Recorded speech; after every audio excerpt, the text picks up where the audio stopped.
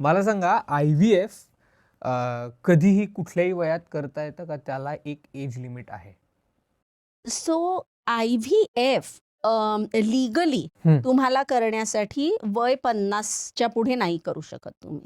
बरं. हं. पण 50ला काय होतं, त्या स्त्रीमध्ये तिची अंडी नसतातच.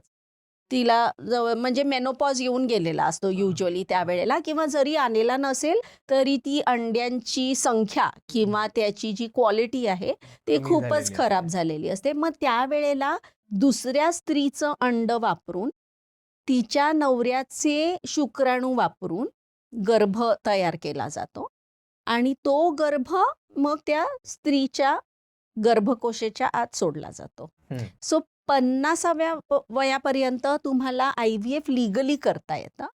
पण मग अशा वेळेला तुम्हाला अंड दुसऱ्या स्त्रीचं घ्यावं लागतं.